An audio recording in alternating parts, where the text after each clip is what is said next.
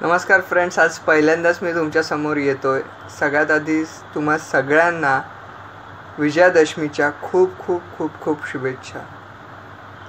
आजचा दिवसच मी निवडला कारण ह्याला कारणही तसंच होतं। आपण शिवाजी महाराजांच्या इतिहासात बघतो की महाराज दसऱ्याला म्हणजेच विजयादशमीच्या दिवशी सीमोल्लंघन करायचे।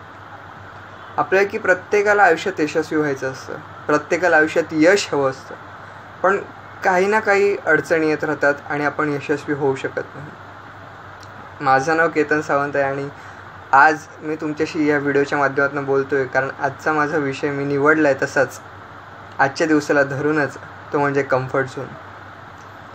हे सीमोल्लंघन आणि कम्फर्ट झोन ह्याचा काय संबंध आहे? आपल्या प्रत्येकाच्या आयुष्यात आपण जेव्हा यश मिळवायला जातो किंवा यशासाठी धडपड करतो तेव्हा आपल्याला मुख्यतः अडचण येते, ती म्हणजे आपल्या कम्फर्ट झोनची। हा कम्फर्ट झोन कसा असतो, हा आपल्याला दिसतो का, कुठे असतो, असे बरेच प्रश्न आता तुमच्या मनात आले असतील।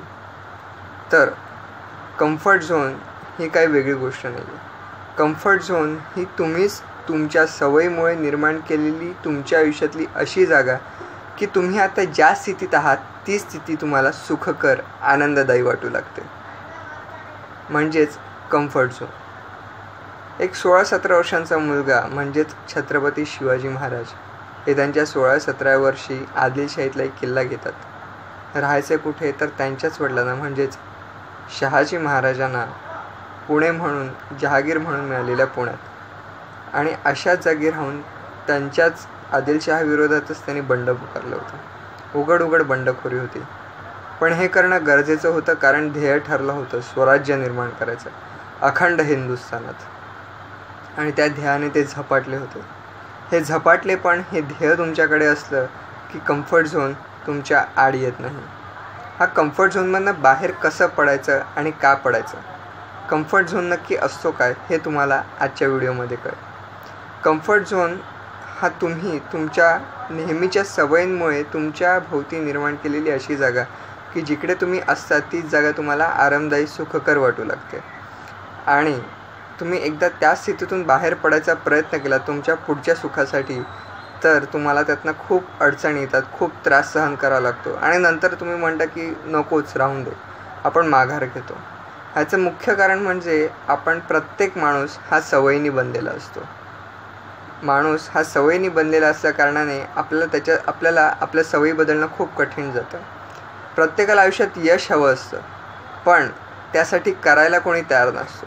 प्रत्येकजण हा आरंभशूर असतो। आरंभशूर म्हणजे जो सुरुवातीला अगदी उत्साहाने, अगदी जोमाने प्रयत्न करतो, पण नंतर एकदा का त्या उत्साहाचा पूर ओसरला की मग मात्र येरे माझ्या मागल्या, पुन्हा पहिल्या पातळीवर येऊन ठेपतो। मग अशा कम्फर्ट झोनमधनं बाहेर पडण्यासाठी सर्वप्रथम आपल्याला आपल्या सवयी बदलल्या पाहिजेत। सवयी बदलणं म्हणजे काय तर सगळ्या सवयी एकदम बदलायच्या नाहीत, एक एक सवय बदलायची, आणि ह्यातली एक जरी सवय बदलली तरी आपण ह्या कम्फर्ट झोनमधनं बाहेर पडण्याच्या खूप खूप जवळ सरकू। एक उदाहरण द्यायचं झालं तर एक समजा 300 पानाचं पुस्तक जर तुम्हाला 15 दिवसात संपवायचं जर तुम्ही ध्येय ठरवलं असेल तर सरासरी तुम्हाला 20 पानं रोज वाचावी लागतील। मग समजा एखाद दिवस तुम्हाला खूप उशीर झाला कामावरून यायला किंवा दुसरी काही अडचण आली तरीसुद्धा ती 20 पानं वाचणं तुमच्यासाठी खूप महत्त्वाचं आहे।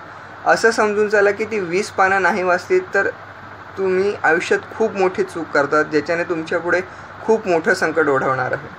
त्यामुळे ही 20 पानं त्या दिवशी वाचणं तुमच्यासाठी खूप महत्त्वाचं आहे।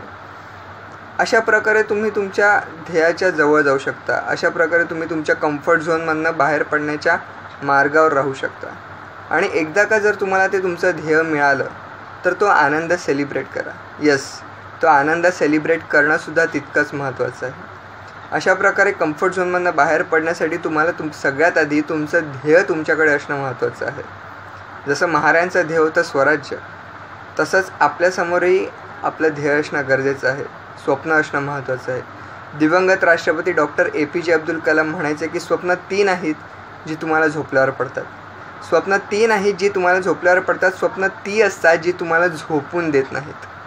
अशी स्वप्न आपल्याला बघणं गरजेचं आहे कारण आपल्याला आपला विकास साधायचा आहे। आपण नुसतंच छत्रपती शिवाजी महाराज की जय, छत्रपती संभाजी महाराज की जय एवढं म्हणून भागणार नाही। महाराजांनी जे कार्य केलं, जो पराक्रम केला, जो साहस त्यांनी दाखवलं, जे धाडसी गोष्टी केल्या, त्या सगळ्या आपणही करू शकतो, आपल्या आयुष्यात उतरवू शकतो. पण त्यांचे प्रिन्सिपल्स आपल्याला फॉलो केले पाहिजेत. कारण मी आज जसा यशस्वी होतो आहे तसेच तुम्हीसुद्धा होऊ शकता. कारण मी त्यांचा अभ्यास करताना जे जे प्रिन्सिपल्स त्यांनी वापरले ते सगळे मी आता फॉलो करतो आहे. आणि मी माझ्या प्रॉब्लेम्समधनं बाहेर येण्यासाठी ज्या गोष्टी केल्या, जे जे प्रिन्सिपल्स फॉलो केले ते मी तुमच्यासमोर मांडणारच आहे. त्यातलाच हा सगळ्यात पहिला म्हणजे कम्फर्ट झोन. तुम्हा सगळ्यांना माझ्या या विजयादशमीच्या खूप खूप शुभेच्छा. तुम्हीसुद्धा तुमच्या यशाकडे एक तरी पाऊल आज टाकावं अशी माझी मनापासून इच्छा आहे. तुमच्या सगळ्यांच्या प्रयत्नांना आई जगदंबा खूप यश देवो ही तिच्या चरणी प्रार्थना. तुम्ही सगळ्यांनी तुमच्या कम्फर्ट झोनमधून बाहेर येण्यासाठी काय काय केलं आणि कशा प्रकारे अनकम्फर्टेबल झालात कम्फर्टेबल होण्यासाठी ते मला नक्की ह्या व्हिडिओच्या कमेंट्समध्ये कळवा. धन्यवाद. जय जगदंब, जय दुर्गे.